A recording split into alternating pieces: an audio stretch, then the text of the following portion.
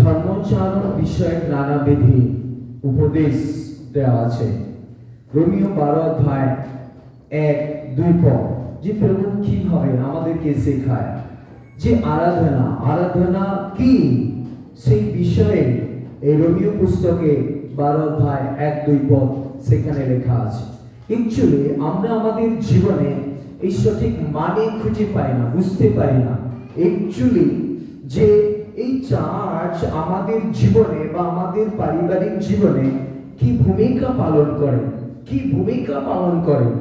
আমি কি কোনোদিন বা কোনো সময় আমার হৃদয় দিয়ে আমি উপলব্ধি করি যে এই চার্চ কে আমি আমার জীবনে বা আমার পরিবারে কোন স্থান আমি দিই, কোন সম্মানের চোখে আমি চার্চকে দেখি বা বুঝি, বা কোন সম্মানের জায়গা দিয়ে আমি চার্চকে উপলব্ধি করি, অনুভব করি। আজকের আরাধনার দিন যে এই চার্চ আমার জীবনে কি আশীর্বাদের বিষয় হয়ে দাঁড়াতে পারে বা কি আশীর্বাদের কারণ হতে পারে, এটা আগে বুঝতে হবে, জানতে হবে যে চার্চকে আমি কোন সম্মানের আসনে আমি দেখি আমার জীবনে, তবে এই চার্চ আপনার জীবনে আশীর্বাদ বয়ে আনবে, তবে এই চার্চে সঠিকভাবে আপনি আরাধনা করতে পারবেন। যে এক সুন্দর প্রস্তুতির প্রয়োজন, ব্যক্তিগত আধ্যাত্মিক ও মানসিকতার প্রস্তুতির প্রয়োজন, যা ব্যক্তি রেখে কোনোদিন কোনো সময় ঈশ্বরের কাছে আপনি স্বীকৃতি লাভ করতে পারেন না। যার জন্য এখানে বোঝাচ্ছে যে সাধু পৌল তার সমস্ত কিছু আর জীবন কাহিনী যদি আমরা পড়ি বা দেখি যে একদিন সে খ্রিস্টীয় বিরোধী লোক ছিলেন, খ্রিস্টীয় লোকদেরকে অত্যাচারিত এবং তাদেরকে বিভিন্নভাবে টর্চার করত, কিন্তু যখন তার সমস্ত কিছু ঐশ্বরিক স্পর্শে পরিবর্তন করে নতুন জীবন তিনি শুরু করলেন, তখন তিনি আজ ঈশ্বরের আশীর্বাদে আমাদেরকে বলছেন যে আরাধনা কি রূপে করা দরকার, কি রূপে আরাধনা করা দরকার, কিভাবে আরাধনা করা দরকার। আজ এই আরাধনার দিন, আজ এই পবিত্র দিন, কিন্তু আমি কিভাবে আজকের এই দিন পবিত্র, আমি কি উপলব্ধি করি আজকের এই দিন পবিত্র, আমি কি উপলব্ধি করি আজকে আমার দিনে প্রভু আশীর্বাদ করবে, আমি কি ঈশ্বরের বাক্যকে মর্মার্থ মুহূর্তকে এবং তার নিগূঢ়ত্ব বিষয়কে আমি উপলব্ধি করি যে হ্যাঁ আজকের বাক্য আমার জীবনে পবিত্রতার মুহূর্ত নিয়ে আসবে, আশীর্বাদ নিয়ে আসবে। কিন্তু সাধু পৌল তিনি বলছেন যে অতএব হে ভাতৃগণ, ঈশ্বরের নানা করুণার অনুরোধে আমি তোমাদিগকে বিনতি করিতেছি যে তোমরা আপন আপন দেহকে জীবিত পবিত্র ঈশ্বরের প্রীতিজনক বলিরূপে উৎসর্গ করো, ইহাই চিত্তসঙ্গত আরাধনা। বাট আজ আমার জীবনে কতটা এই বাক্যের মানে বা বাক্যের মর্মার্থ বা বাক্যের গুরুত্ব সহকারে আমি কতটা প্রস্তুতি নিতে পেরেছি, কতটা প্রস্তুতি আমি নিয়েছি আজকে এই আরাধনা লয়ে আমি প্রভুকে আমার মনের দুঃখ, ব্যথা, বেদনা এবং সমস্ত প্রার্থনাকে আমি তুলে ধরতে পারি। আজকে কি আমার আরাধনা ঈশ্বর গ্রাহ্য করবে? আজকে কি আমার আরাধনা দ্বারা প্রভু গৌরবান্বিত হবে? আজকে কি আমার আরাধনা দ্বারা প্রভু প্রশংসিত হবে? এটা বোঝার বিষয়, এটা জানার বিষয়। যদি এই প্রস্তুতি বিনা প্রস্তুতিতে যদি আমি প্রভুর কাছে আসি, সেটা কোনোদিন গ্রহণযোগ্য হবে না। প্রস্তুতি চাই, বিনা প্রস্তুতিতে কোনোদিন কোনোভাবে কোনো মুহূর্তে আপনি ঐশ্বরিক দরজা পেতে পারেন না, সম্ভব নয়। কিন্তু সাধু পৌল যখন সে বুঝলো, জানলো, উপলব্ধি করলো এবং ঈশ্বরিক বাক্যকে এবং ঈশ্বরের বাক্যকে গুরুত্ব দিল, হৃদয়ে উপলব্ধি করলো, সেই অনুসারে আজ তিনি নিবেদন করছেন,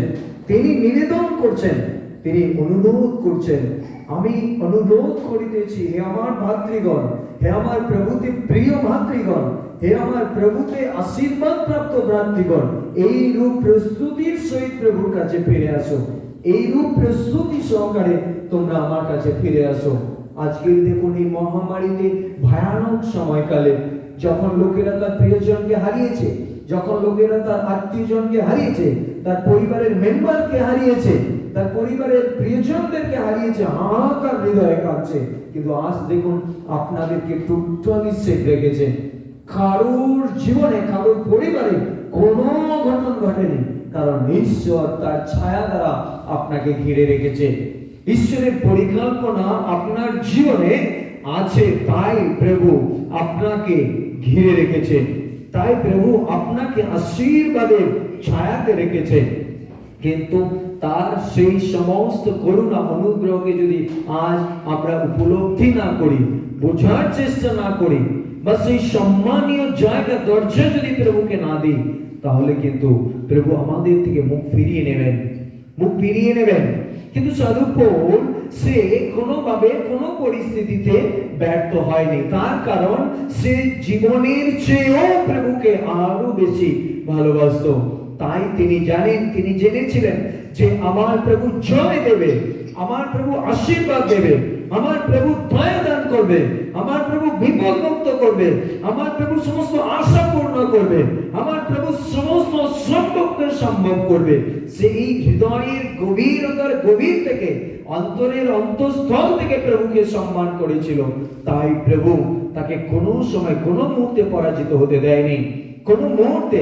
বাট আজ আমার হৃদয় কতটা প্রস্তুতি বা কতটা বিশ্বস্ত সহকারে আমি প্রস্তুত হয়ে আজকে প্রভুর এই আরাধনালয় পবিত্র গৃহে আমি উপস্থিত, কতটা সেই বিশ্বাস আমার হৃদয়ে আছে, কতটা বিশ্বাস আমার হৃদয়ে আছে। অনেকে তো বলছে, অনেকে বলে যে তাহলে আজকের যদি আমরা এই কঠিন ভাবে চলতে থাকি, আমাদের রিলেশন, আমাদের সম্পর্করা হারিয়ে যাবে, আমাদের আত্মীয়রা হারিয়ে যাবে, আমাদের প্রিয়জনরা হারিয়ে যাবে। অতি উত্তম, আপনি আপনার জায়গায় যদি এই চিন্তা করেন, তাহলে আপনি বলুন ইও ভুল করেছিল, তাই তো? ইও ভুল করেছিল, বোঝা যাচ্ছে আমার কথা? শুনতে পাচ্ছেন? ইও ভুল করেছিল, তাই না? ইও ভুল করেছে। ইও এত কঠিন পরিস্থিতি, এত ভয়ানক পরিস্থিতির সম্মুখীন হয়েও উপলব্ধি করছে, দেখতে পাচ্ছে, বুঝতে পারছে, তবুও বলছে হে আমার প্রভু, আমি তোমায় ভালোবাসি, তোমার ধন্যবাদ হোক। যখন তার স্ত্রী এলো তার কাছে, যখন বলল যে এই মুহূর্তে তুমি তোমার প্রাণকে জলাঞ্জলি দাও, এই মুহূর্তে, কিন্তু সে বলছে তুমি একটা মূঢ় স্ত্রীর মতো কথা কইতেছ, আমি আমার ঈশ্বরকে ছাড়া কোনো কিছু ভাবতে পারি না, চিন্তা করতে পারি না। আপনি যখনই আপনার বিশ্বাস রক্ষা করার সময় আসে, যখন কর্তব্য পরায়ণ পরিস্থিতি পালন করার সময় আসে, যখন ঈশ্বরের বিশ্বাসের মর্যাদা দেওয়ার সময় আসে, আপনি নিজেকে মরকে মরে নেন। আপনার ইচ্ছা, আপনার অভিলাষ, আপনার চিন্তা দ্বারা আপনি ভারাক্রান্ত হন, আর আপনি মুখ ফিরিয়ে নেন প্রভুর থেকে, মুখ ফিরিয়ে নেন। আপনি আপনার দৃষ্টি দিয়ে, আপনার চিন্তা ভাবনা অনুসারে বলছে আমার আত্মীয়রা হারিয়ে যাবে। তাহলে আপনি বলুন ঈশ্বর কি অমঙ্গল চায়? ঈশ্বর কি অমঙ্গল চায় আপনার দৃষ্টিতে? তাহলে ঈশ্বর কোন জায়গায়, কোন জায়গায় আপনি, কোন জায়গায় আপনি স্থান দিলেন, কিভাবে সম্মান করলেন প্রভুকে? তাহলে আজ যদি আমরা আমাদের ইচ্ছা অনুসারে চিন্তা করি, তাহলে এটা বলতে পারি যে ইয়োব সম্পূর্ণ ভুল করেছিল, তাই না? ভুল করেছিল ইয়োব, বাট ইয়োব ভুল করেনি। ইয়োব সর্ব থেকে সর্বহৃদয়ে সমস্ত চিন্তা জ্ঞান সম্পূর্ণ বুদ্ধি আর ইচ্ছা স্বইচ্ছা সহকারে সে প্রভুকে সম্মান করেছিল, দৃঢ় বিশ্বাসের সহিত ফিরে এসেছিল। আপনি আপনার জায়গায় ভাবছেন আমি অনেক বুদ্ধিমান, আমি অনেক বুঝি, আমি অনেক শিক্ষায় শিক্ষিত, আমি অনেক কিছু জানি, কিন্তু ঈশ্বর তার পরিকল্পনা অনুসারে ফিরে আসতে চায় আপনার কাছে। ঈশ্বর চায় আপনি কর্তব্য পরায়ণ একজন ঈশ্বরশীল প্রার্থনাশীল ব্যক্তি হন। প্রভু এটাই দেখতে চায়, এটাই দেখতে চায়। প্রভু যে ত্যাগ স্বীকার করে আপনাকে ফিরে পাওয়ার জন্য সুন্দর রাস্তা তৈরি করে দিয়েছে, সেই রাস্তাকেও আপনি কলঙ্কিত করছেন। সেই অনুগ্রহ, বিনামূল্যে অনুগ্রহ পেয়েও আপনি অসম্মান করছেন। আপনি ভাবছেন আমার বন্ধু অতি উত্তম, আমি দেখা করতে যাব, আমার প্রিয়রা অতি উত্তম, আমি দেখা করতে যাব। কিন্তু ঈশ্বরিক ইচ্ছা, ঈশ্বরিক বাক্যের কাছে যখন, ঈশ্বরের আরাধনালয়, ঈশ্বরের বিশ্বাস সুলভ জীবনযাত্রায় যখন আসি, তখনই আমরা ব্যর্থ হই। কারণ আমি সাধু পৌলের মতো চিন্তা করতে পারিনি, সাধু পৌলের মতো ঈশ্বরকে আপন করে নিতে পারিনি। আমি পারিনি বলেই আজ আমার জীবনে এত ব্যর্থতা, কিন্তু দেখুন ঐশ্বরিক জীবন যখন ঐশ্বরিক লিডাররা তারা দেখতে পাচ্ছে, দানিয়েল দেখতে পাচ্ছে বিপদ, দানিয়েল দেখতে পাচ্ছে তার মৃত্যু ঘোষণা হয়ে গেছে, তার সাজা নির্ধারিত করা হয়ে গেছে, তাকে কিছুক্ষণের পরে তাকে সিংহের খাতে ফেলা হবে, তবুও সে বলছে আমি মন প্রাণ হৃদয় দিয়ে বলি আমার ঈশ্বর সর্বশক্তিমান রক্ষাকারী ঈশ্বর। আর সামান্য একটু আপনার বিশ্বাসের মর্যাদা দেওয়ার সময় আপনি বলছেন আমার আত্মীয়রা এইভাবে হারিয়ে যাবে, অতি উত্তম, ঈশ্বরের ধন্যবাদ। আপনার এত বুদ্ধিজীবী আপনার ব্রেন, এত ঈশ্বরের জন্য এত কর্তব্য পরায়ণ আপনার হৃদয়, কর্তব্য পরায়ণ আপনার মন, কিন্তু ঈশ্বরের বাক্য কি বলছে জানেন? কে জানে আপনার এই বিশ্বাস রক্ষাটা একদিন আপনার বিপক্ষ লোককে ফিরে আনতে সাহায্য করবে, আপনার বিশ্বাস একদিন তাকে পরিবর্তন করবে। বাট আপনিও ঈশ্বরকে বোঝার চেষ্টা করলেন না, আপনিও ঈশ্বরকে গুরুত্ব দিলেন না, তাকেও বুঝতে দিলেন না। এই প্রবলেম, সমস্যায় জর্জরিত হয়ে থাকলেন, প্রবলেম সমস্যার মধ্যে জর্জরিত হয়ে চলতে থাকলেন। না আপনি চিন্তা করলেন, না ওকে চিন্তা করতে দিলেন, না আপনি চিন্তা করলেন, না আপনি ভাবলেন, না ওকে ভাবতে দিলেন। বিশ্বাস করুন ঈশ্বর আপনার মধ্য দিয়ে গৌরবান্বিত হতে চায়, মহিমান্বিত হতে চায়, প্রভু মহিমান্বিত। কিন্তু আমরা ভাবি না, ঈশ্বরের বাক্যকে এত গুরুত্ব সহকারে আমরা কোনোদিন ভাবি না, চিন্তা করি না, তাই আমরা ব্যর্থ হই। আমরা আজকে দেখুন এই সুন্দর পবিত্র দিনে প্রভুকে সম্মান করার দিনে, সম্মানীয় এবং পবিত্র দিনে আমরা প্রভুকে সম্মান না করে প্রভুর কাছে আরাধনালয়ে উপস্থিত না হয়ে অনেকে ইচ্ছাকৃতভাবে ঘরে বসে থাকি। কারণ যে আজকের এই চার্চকে আমি আমার হৃদয়ে, আমার পরিবারে কোনোদিন সম্মানের আসনে দেখিনি, কোনোদিন সম্মানের আসনে দেখিনি, ভাবিনি। তাই আজ আমার হৃদয় বা আমার পরিবার প্রভু থেকে অনেক দূরে, অনেক দূরে, ভারাক্রান্ত হয়ে জীবন যাপন করি, ব্যর্থ হই। কারণ তখন আমাদের অভিলাষ, ইচ্ছাগুলি চাড়া দেয় আমাদের হৃদয়কে, আরো চাড়া দেয়, আর আমরা ব্যর্থ হই। প্রভুর পথে বিশ্বাসে চলতে চলতে মুখ থুবড়ে পিছড়ে হুঁচট খেয়ে পড়ি। কারণ কোনোদিন দানিয়েলের মতো চিন্তা করিনি, কোনোদিন শাউলের মতো ভাবিনি, কোনোদিন ইয়োবের মতো ভাবিনি। তাই আমরা ব্যর্থ, তাই আমার পরিবার ব্যর্থ, তাই আমার পরিবার এলোমেলো, তাই আমার ইচ্ছাগুলি বিকৃত হয়ে যায়। প্রভু আশীর্বাদ থেকে বঞ্চিত হই আমরা। কিন্তু সাধু পৌল তা করেনি।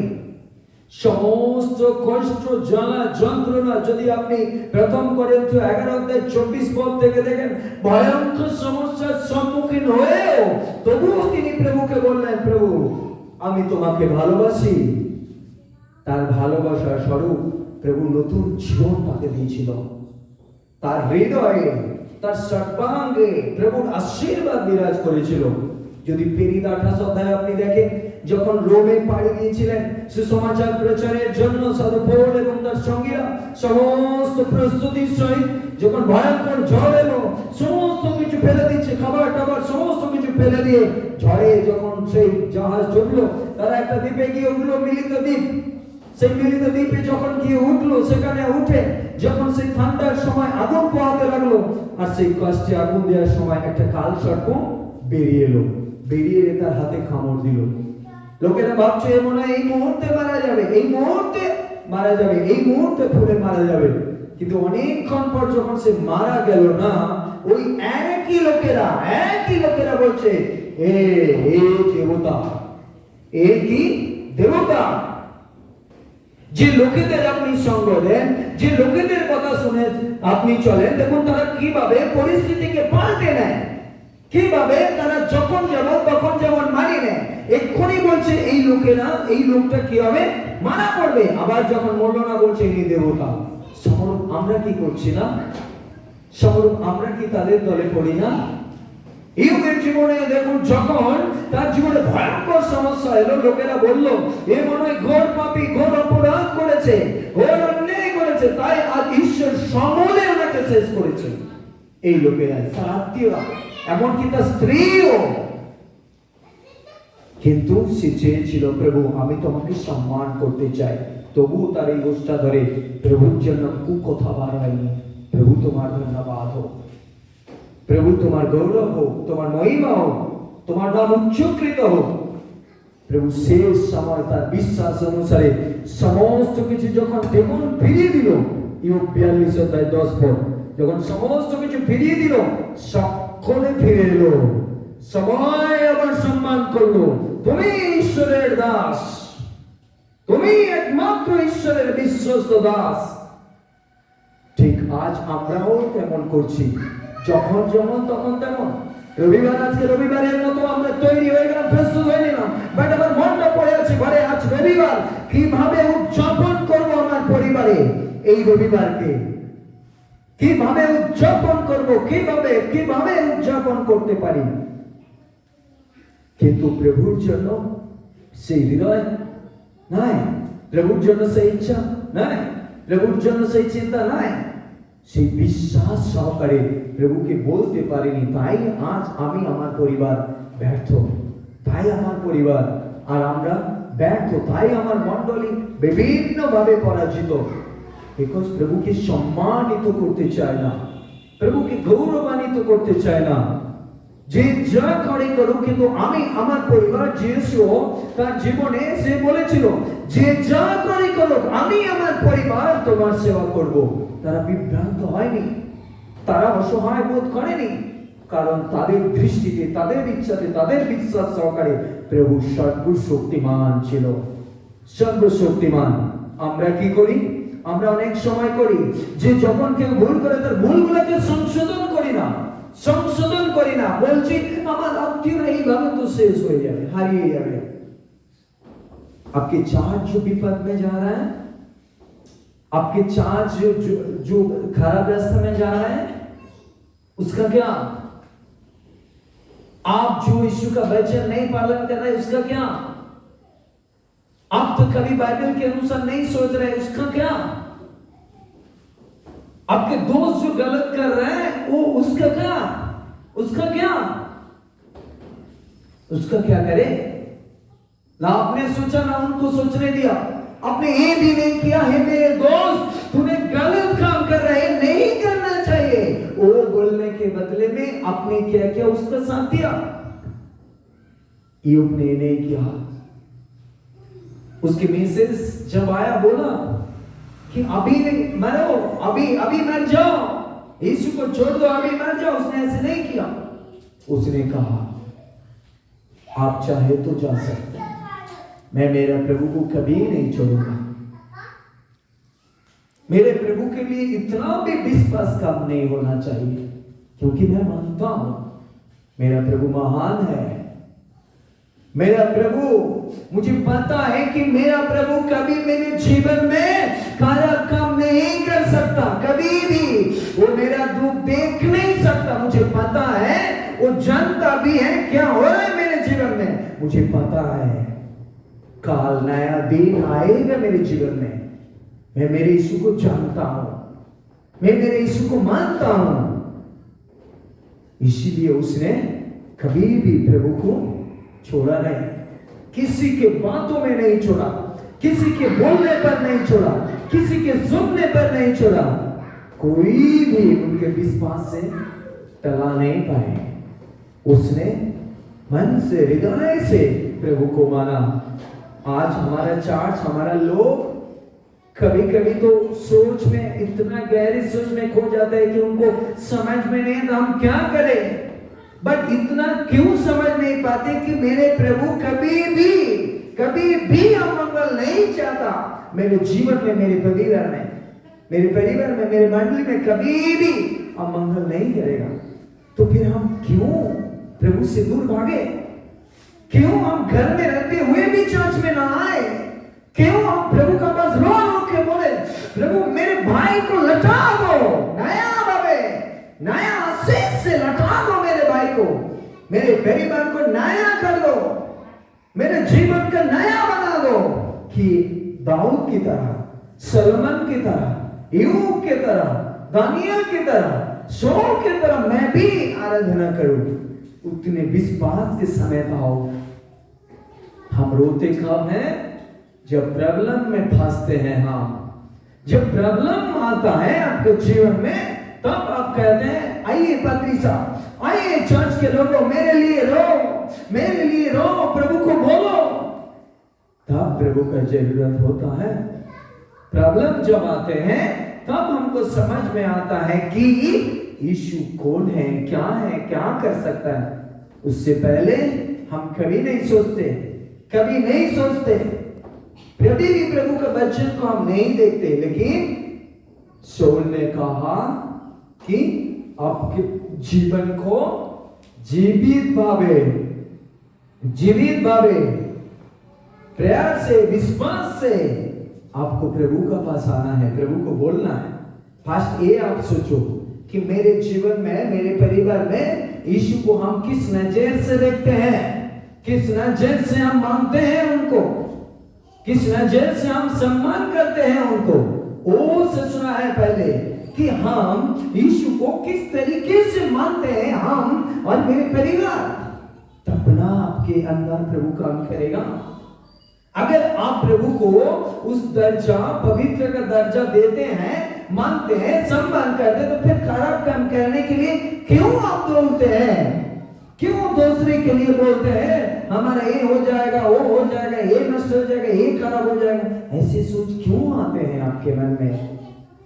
अगर आप प्रभु को सर्वशक्तिमान रूप में मानते हैं तो फिर आपके अंदर इतना विश्वास भी होना चाहिए कि मेरे प्रभु मेरे जीवन में, मेरे परिवार में कभी भी अमंगल नहीं करेगा।